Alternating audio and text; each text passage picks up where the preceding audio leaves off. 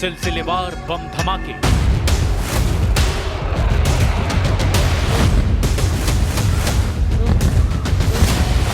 मिसाइलों की बौछार, बारूदी आग और काला धुआं,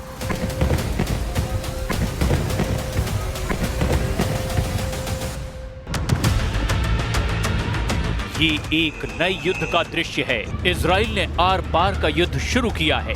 हमास हिजबुल्लाह के बाद नंबर हूथी लड़ाकों का आ गया है।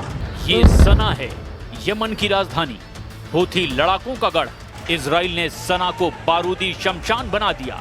जंगी जेट से बम और मिसाइलों की बौछार से हूथी फाइटर्स की धज्जियां उड़ा दी गई। इजराइल ने हूथी पर अब तक के सबसे भयानक और विध्वंसक हवाई हमले को अंजाम दिया है। 2 ड्रोन बम का बदला 2000 धमाके।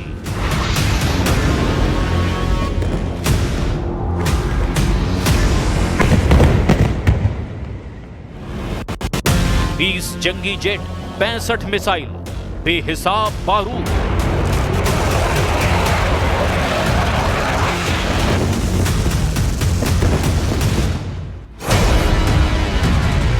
इजराइल का हूथी पर सबसे भयानक हमला।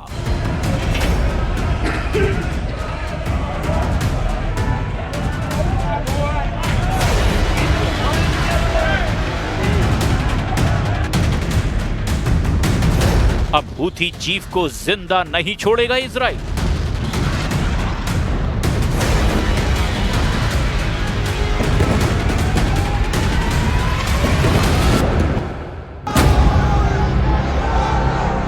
इजराइल के सबसे बड़े दुश्मन हूथी लड़ाके बन गए हैं। हूथी लड़ाकों को इजराइल कुचल रहा है। नेतन्याहू के ऑर्डर पर हूथी चीफ अब्दुल मलिक अल हूथी को निशाना बनाया जा रहा है। इजराइल अपने देश से 2000 किलोमीटर दूर ये जंग लड़ रहा है, लेकिन हूथी पर मार हमास और हिजबुल्लाह से ज्यादा घातक है। हूथी लड़ाकों के आका के सफाई का ऑपरेशन इजराइल शुरू कर चुका है। एलात शहर पर हूथी के ड्रोन हमले के बाद इजराइल ने फुल फोर्स में फाइटर ग्रुप पर हमला शुरू कर दिया है। लेटेस्ट हमले में इजराइल ने हूथी लड़ाकों का हेडक्वार्टर दहला दिया है। इजराइल डिफेंस फोर्स के जंगी जेटों ने यमन की राजधानी सना में हूथी के 7 मिलिट्री बेस पर बमबारी की है। आईडीएफ ने बताया कि जिन 7 ठिकानों पर हमले किए गए उनमें 5 हूथी के सैन्य मुख्यालय हैं। इन अड्डों पर हूथी लड़ाकों की अच्छी खासी मौजूदगी थी। साथ ही साथ यहाँ 2 हथियार डिपो भी इजराइल ने जलाकर राख कर दिए। הנחתנו כעת מכה עוצמתית על מטרות טרור רבות של ארגון הטרור החותי בצנעא במסגרת מבצע חבילה עוברת. מטוסי חיל האוויר תקפו מספר מחנות צבאיים, בין היתר מחנה של המטכ"ל החותי, חיסלו עשרות רבות של פעילי טרור חותים והשמידו מאגרי כטב"מים ואמל"ח.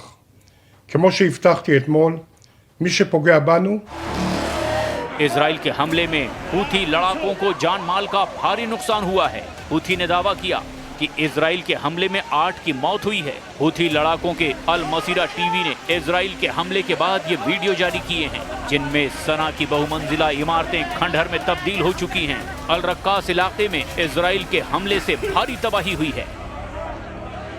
استهدفوا حي مدني، حي معروف عند الناس كلهم، حي الرقاص. والله ما بيفجعوا الا النساء والاطفال، ما بيزيدونا الا قوه وثبات. ونقول لنيوتنياهو والله ان احنا نقع حينه। हमास इजराइल युद्ध शुरू होने के बाद से हूथी लड़ाके इजराइल पर हमले करते रहे हैं। ईरान समर्थित हूथी फाइटर्स ने जनवरी 2025 में युद्ध विराम की बातचीत शुरू की और इसके बाद हमले रोक दिए थे, लेकिन मार्च के महीने से हूथी लड़ाकों ने फिर से इजराइल को दहलाना शुरू किया, तो अब रुकने का नाम नहीं ले रहे हैं।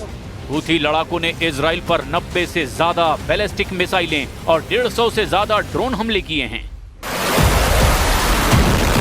हूथी लड़ाकों के सफाई के लिए इजराइल और अमेरिका ने मिलकर के अब हमले तय कर दिए हैं। बीते अगस्त के महीने में ही इजराइल ने हूथी लड़ाकों पर सबसे जोरदार प्रहार किया। सना में हवाई हमला करके इजराइल ने हूथी की टॉप लीडरशिप का सफाया कर डाला था।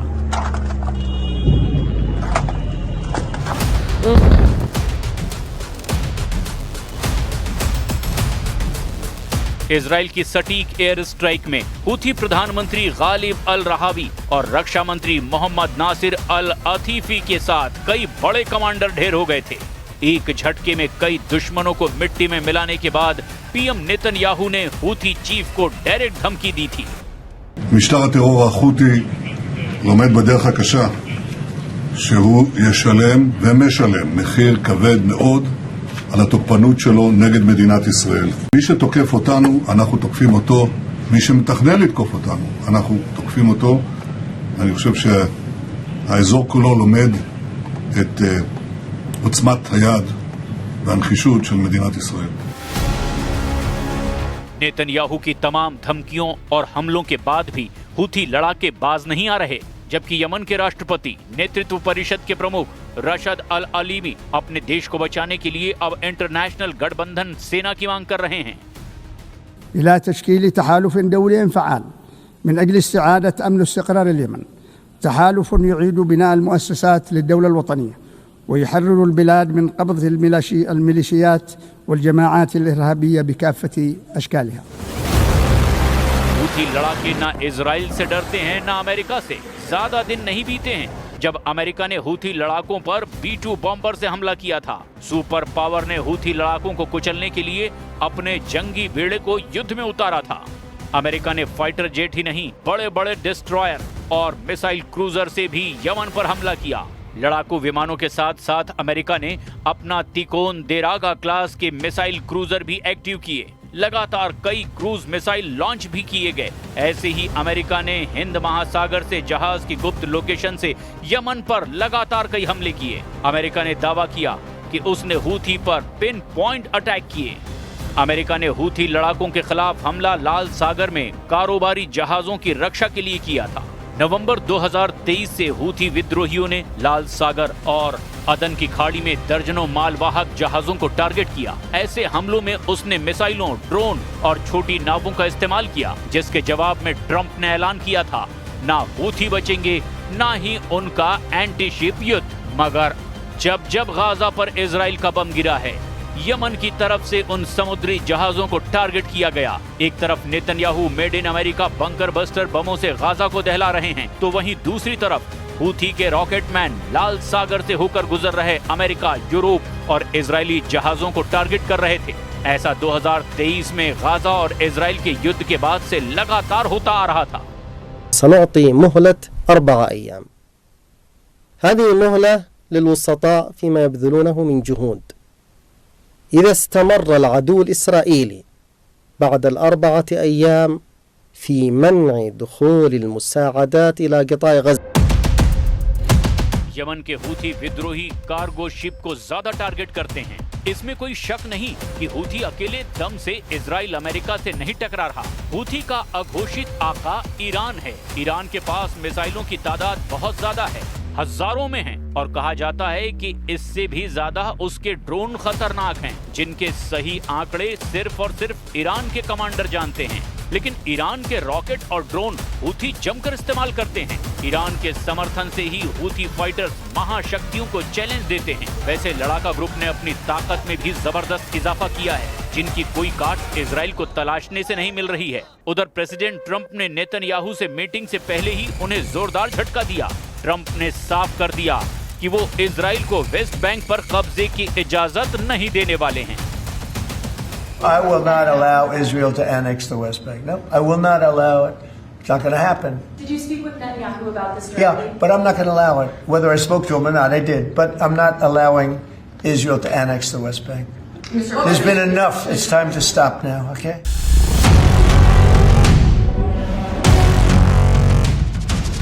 ट्रंप ने जब से तुर्की के राष्ट्रपति एर्दोआन को तवज्जो दी है, उनके स्टैंड इजराइल के हक में नहीं दिख रहे। उधर ईरान भी अब खुलकर इजराइल के खिलाफ ऑपरेशन ट्रू प्रॉमिस 4 का ऐलान कर रहा है।